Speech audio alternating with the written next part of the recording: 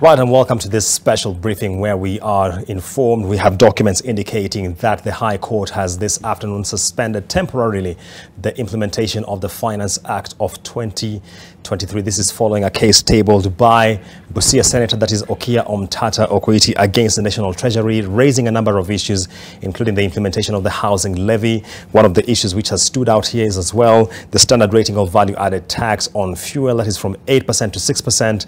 Remember, what this means is that now the government will have to wait until this matter is heard, that is on the 5th of July, to be determined by the High Court before it begins implementing the raft of tax revenue-raising measures which are supposed to take effect on July 1st. That is tomorrow, which is the start of the financial year 2023-2024. And remember, the National Assembly Finance and Planning Committee has indicated that the Finance Act of 2023 is designed to ensure that the government mobilizes an extra 311 billion shillings. Initially, the indication had been 289. When the final report was out, the Finance and Planning Committee indicated the target is an additional 311 billion shillings to be able to finance the ambitious 3.68 trillion shillings budget for the next financial year that runs between July 1st, 2023 and June 30th, 2024. And one of the issues here is the targeted ordinary revenue, and ordinary revenue targets largely the taxes around import, pay-as-you-earn, etc.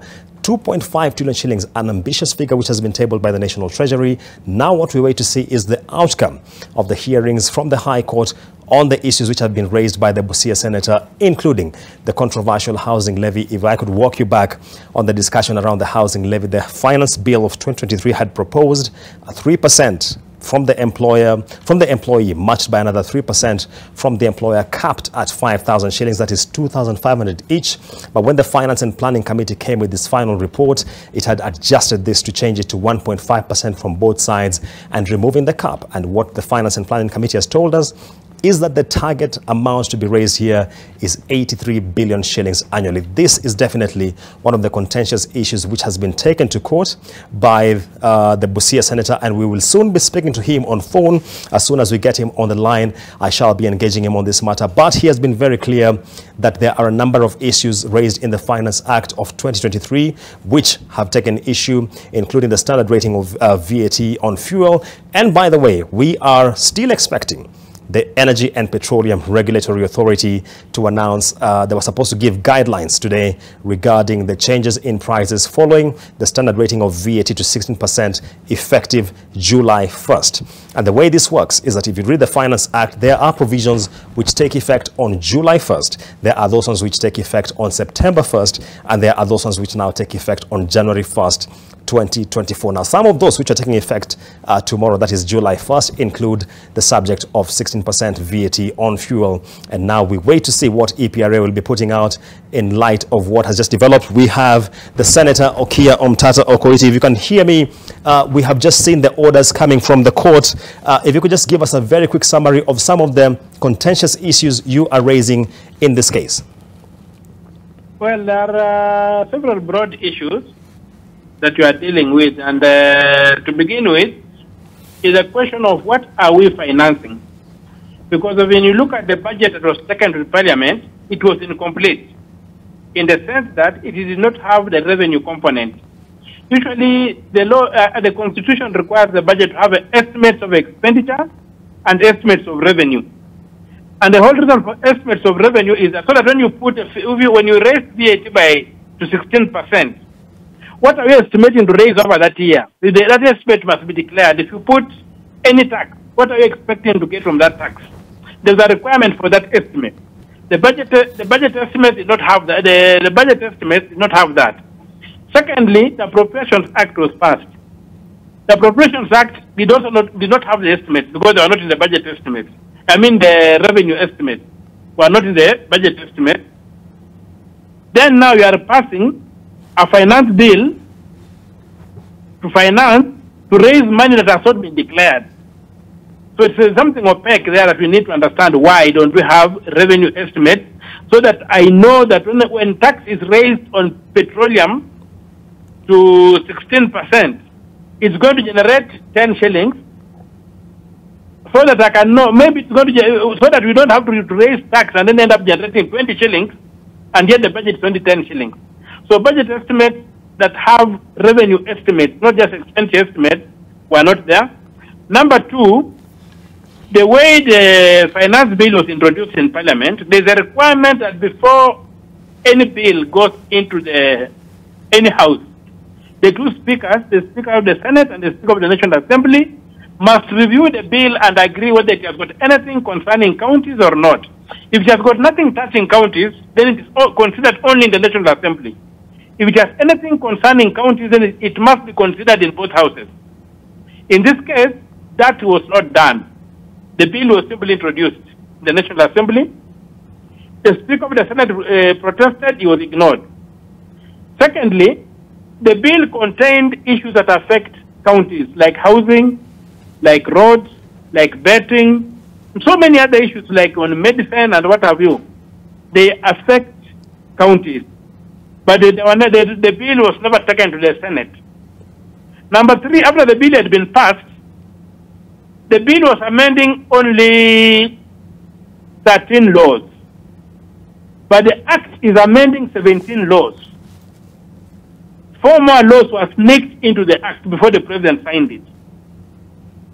And then when you go in, there are very many issues that had issues. So even the housing thing, you are raising funds that there's no fund that has been established by Parliament. There are no estimates. You don't know what you are raising. It's open-ended. So those are among the broad issues that were coming in terms of procedure and in terms of merit. So I pray that the court suspends the coming into effect of the Finance Act so that it can have time to look at the issues. And the court has been magnanimous enough to suspend the Act, and we go back on Thursday, next week on 5th, to begin slugging it out to show so that the court can be able to make a determination on merit.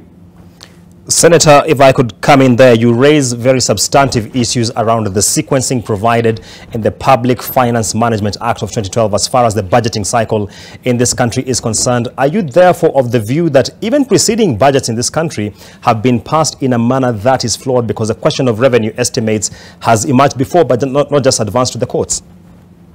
Looking at it, I have looked at it. Until the Kibaki budget was okay. But the Jubilee budget began omitting revenue estimates. And for the 9 years, they omitted revenue estimates. It had not escaped me. I never looked at it keenly. And the whole thing for doing that, that's why you end up with a ballooning borrowing locally. They don't tell you what they're going to raise. So they, at a later stage, they tell you have been unable to raise this money. So they are forced to borrow locally. And that's how the money, that's how the one way that are ballooned, the public debt is ballooning. You even remember there used to be those things, midterm expenditure that used to be published. You don't see them being published anymore. So there's a lot of opaqueness on finances of the country. And that's what one of the things I'm trying to fight and make sure that we get a budget that is transparent.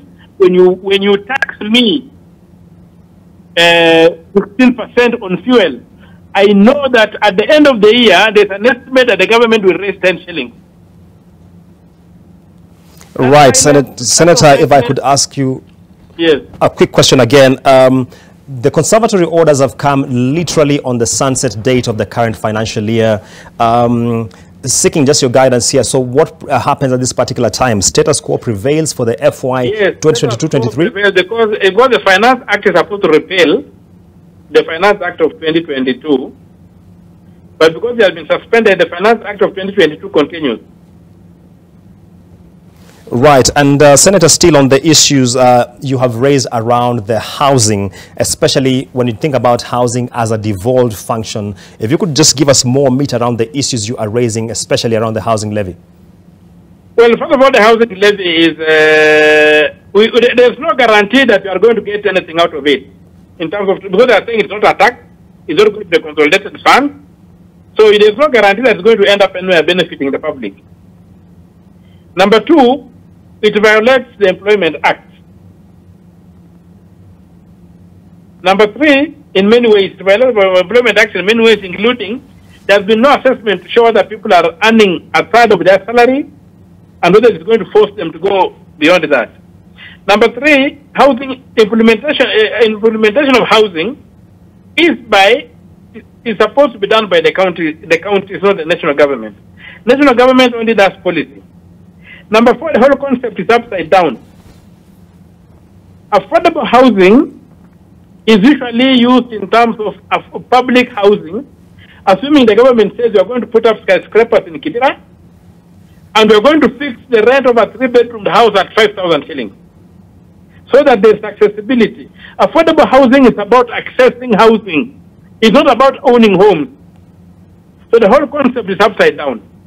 They're talking about forcing people to own homes, not getting up a mechanism for making rent affordable, and as a tool whereby the government can intervene in the market to regulate the cost of rent in the market, in the housing market. So the whole thing is upside down.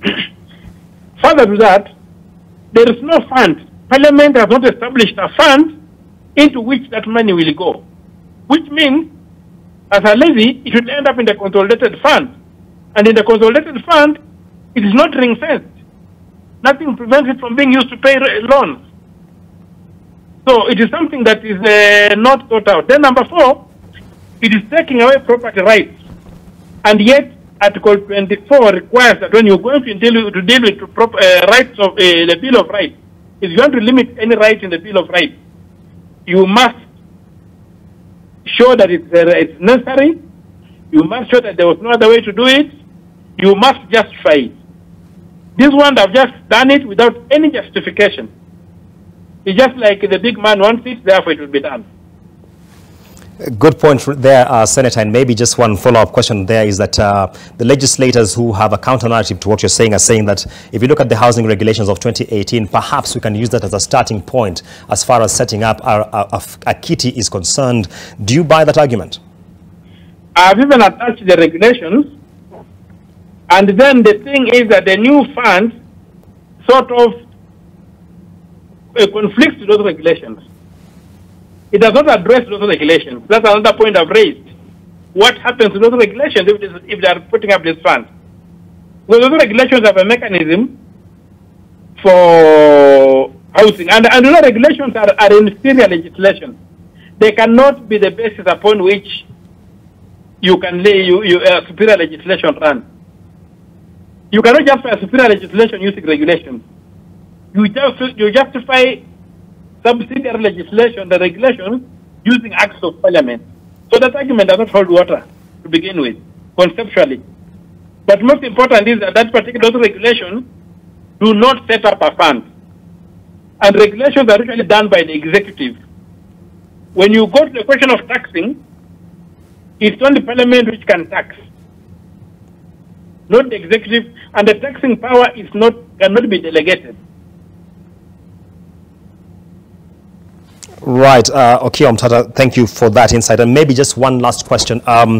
We have conservatory orders which are now suspending the Finance Act in entirety. And one question which is emerging is, why not suspend sections of it? Why go for the entire document? Because the entire document is dead on arrival. The moment they did not have the revenue estimates in the budget estimate, the moment they did not have concurrence of the Speaker of the Senate, the moment they included issues that concern the county government, counties, the bill died. And because it was dead, there's nothing that can be built on it. The Finance Act is equally dead constitutionally.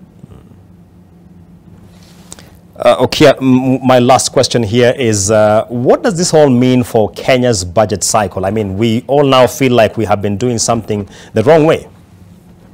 Well, it's just a lie. We learn and we move on. The Constitution is there. If we don't like the Constitution, we amend it. We don't break the law. Article 221 has been there all along. It says the budget shall contain revenue and expenditure estimate. These guys have only given us expenditure estimates. So we don't know how much revenue they're going to raise by the taxes they're imposing. The whole reason is to be transparent. These people could raise double the budget and we don't know. And the money just disappears. So we need to have the revenue estimate so that we know the estimate is that when now the finance bill imposes these taxes, We're going to raise 10 shillings, 20 shillings, whatever it is. But not just be in the dark as to how much they're projecting to raise when they impose these taxes. Right. Thank you very much, Busia Senator. I can see many questions online asking what does this mean in terms of a potential financing crisis. The Senator has indicated that the current Finance Act remains and the status quo prevails, right? Yes, sir. No crisis. Thank you so much for your time, Busia Senator Okiya Omtata. We truly appreciate you joining us on such short notice. Thank you, sir. Have a blessed time. Thank you for having me on. Thank you, and that is the Busia Senator, that is Okiya Omtata, who has just spoken to us on the conservatory orders which has been secured at the High Court. Remember, this is a matter which he himself filed, and that started about 2 weeks ago when we were still neck deep in the conversation of the finance bill, raising questions around the constitutionality of the journey we have followed as far as the tabling of the Finance Act is concerned. And as far as it's concerned is that if you read the Public Finance Management Act, if you read Article 201 of the Constitution, we are required to have both the expenditure estimates and the revenue estimates, and the argument that he raises is that we only saw the expenditure estimates and therefore the entire Finance Act is dead on arrival because we didn't have the accompanying revenue estimates, which would have given a better sense in terms of how much the government seeks to raise from each of the proposed actual revenue raising measures, whether it is a standard rating of VAT, whether it is introduction of other levies. And that is one of the things which he says is the anchor of this matter, which has now been taken to court. Unsecured conservatory order suspending temporarily the implementation of the Finance Act of 2023. And that now means that the current Finance Act of 2022 remains in place, and we shall continue until this matter is heard in the courts. That's next week. We are making efforts to get in touch with the chairperson of the Finance and Planning National Assembly Committee, that is Honorable Kimani Kuria, Kimani, I should say, who will be able to give us his side of the story in terms of what happens now beyond this, because he has been right at the front of legislation of this bill when we got into the public participation. And this, remember, the Finance Bill of 2023 attracted a historic 1,300 memoranda from the public and various stakeholders, raising questions as far as all these issues are concerned. And now we wait, including to know what does the Energy and Petroleum Regulatory Authority now do, given that anytime from now they were supposed to give us the updated pump prices in view of the 16% VAT on fuel taking effect at midnight tonight. Now that seems to be something which we are very unclear about in terms of how that goes forward, given what has transpired in the corridors of justice. If you're just joining us, we just spoke to Honorable Okiya Omtata, the Senator for Busia County, who has just given us the lowdown of some of the issues he has taken issue with as far as the Finance Act of 2023 is concerned. And we are privileged to have on phone Honorable Kuria Kimani, the Chairperson of the National Assembly Finance and Planning Committee. Mheshimiwa, you have just heard what has transpired. What is your initial reaction? First of all, it doesn't come as a surprise to myself. The finance bill has been the most litigated bill over the years. You know, whether it is the Finance Act of 2022, it was taken to court. So the finance bill has always it's the most litigated piece of legislation among all the other pieces of legislation that are passed by Parliament over the years. And then secondly, this particular petition was done even before the passing of the Act, which again gets to be a little, I don't know, I think the filing of the case was quite premature. I tried to look at the pleading of Okiya Omtata on the case, and I was wondering, you know, what are you going to court for? And it was not even an act of Parliament. Yet, it had not been signed into law, it was just a proposal. And when you have, again, such a petition coming from a legislator who had an opportunity of using his political influence and legislative responsibilities of debating this or talking about the merits of it at the floor of the House, and again, you read a lot of mischief. And lastly, you know, the reasons being given that one, it didn't go to the Senate. One, I know that we have actually had concurrence. We have a letter from I did see a letter from the Speaker showing that the Senate was in concurrence. It's not all bills that start from the National Assembly that needs to go to the Senate, and not all bills that originate from the Senate that have come to the National Assembly. However, there is need for concurrence, and I'm sure that there was that concurrence. I did see that communication from the Speaker to our Speaker saying there is actually concurrence that bill did not need to go to the Senate. And I think Okiya Omtata has privileges and none of us have, because I think every time Okiya Omtata goes to court, he gets conservatory orders one way or another. Something that is only unique to him in the population of 50 million Kenyans, which again is very interesting. But I think we prepared. We, as a Committee of Finance and National Planning, we actually studied all the court rulings that have been done in the last 5 years and what the reasons were for annulling several clauses. And we made sure that we carried out the whole process, whether it was the pre-publication scrutiny, whether it was public participation, whether it was debate at the House, whether it's how that report was done. We actually made sure that we actually did study all the court rulings that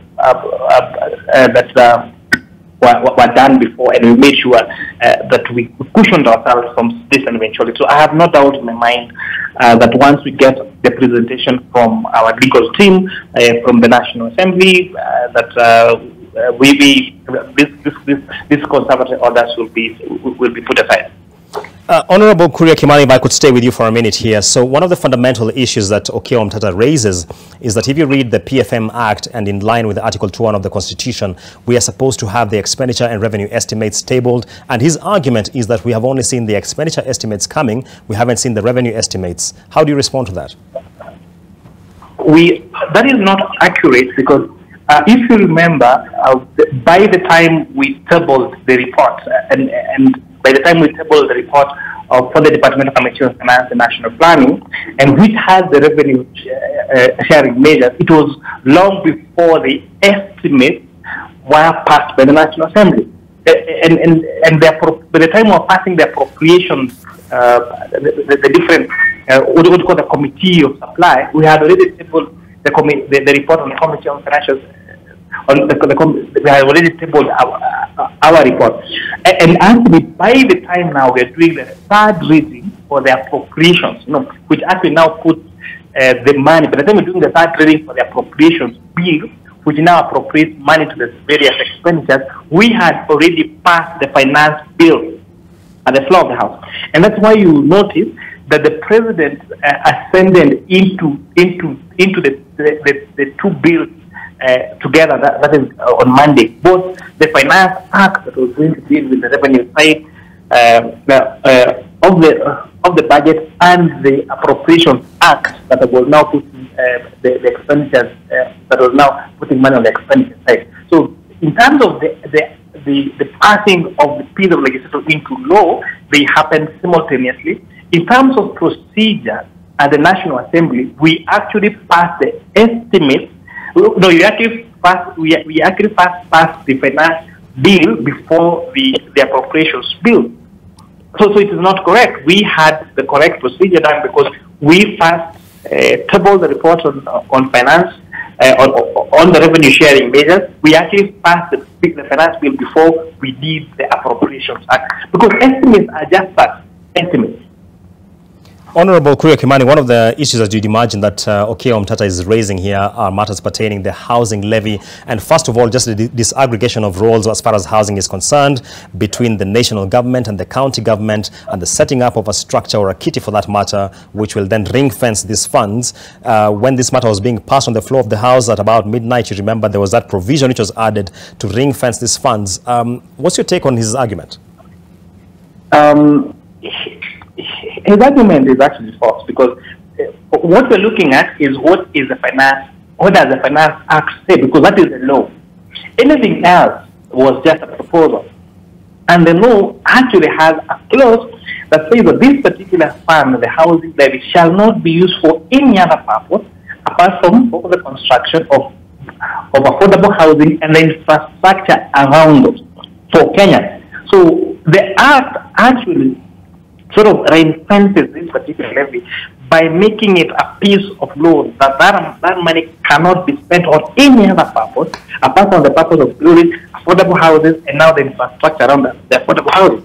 Secondly, the Appropriations Act, again, that was also sent to on Monday by the President, has a provision of a vote for where that money is going to. No, the 73 million shillings, the 73 billion shillings that we anticipate to collect in this housing levy is already has a vote on it that is passed into law of where the money is going. So the question of how the fund is going to be used is not a fund. It is a revenue-raising measure specifically for a particular purpose, which has been reinforced in the law itself, because the Act is very specific on how that levy is going to be spent. And on the other side, on the other hand, it reflects clearly and with the correct amount on the expenditure side in the Appropriations Act. Honorable Kuria Kimani, this conservatory order has thrown a spanner into the works. We were even anticipating that EPRA would revise pump prices sometime today in light of the 16% VAT on fuel products. When you look at what has developed now, where do we go from here?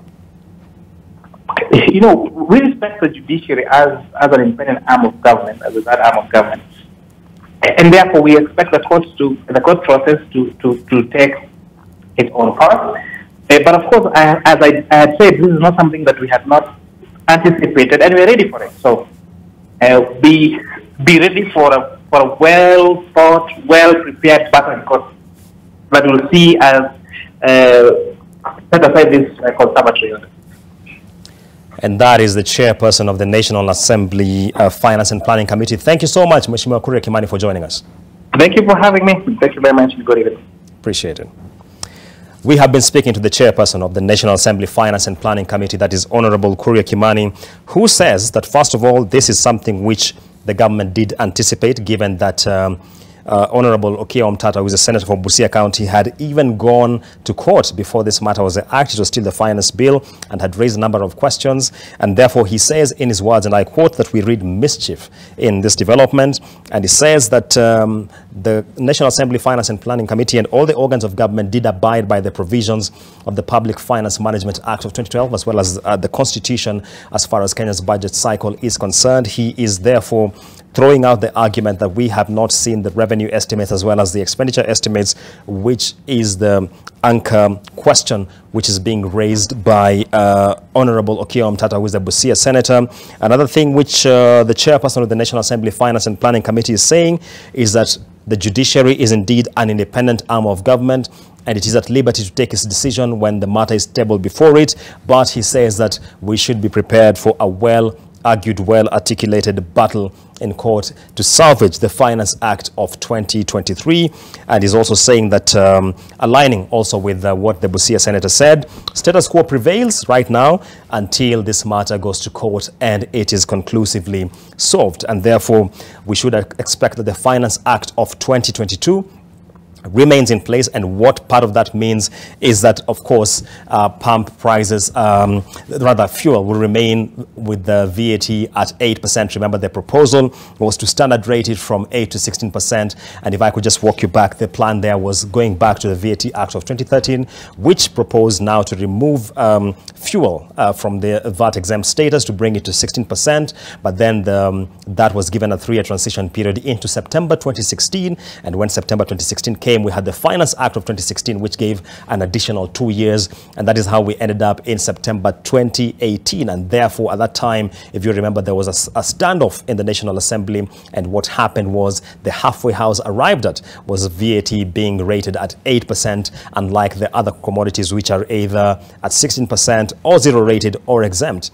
And that has been the status until the Finance Bill of 2023 came into place. And one of the proposals was to delete Section 5AA. And that one is what implied that we shall be having petroleum products being standard rated at 16%, precipitated an intense debate in this country. Actually, if you read the report from the Finance and Planning Committee, that is one of the issues which stood out for many Kenyans. We shall be giving you a more comprehensive breakdown of this and more issues around the Finance Act of 2023 starting 7 p.m. Remember, even at 9 p.m., we shall be here with a deep dive in the bulletin just to make you make sense of what's the latest as far as this is concerned. My name is Julian Samboko. It's a delight hosting you. Stay tuned to NTV.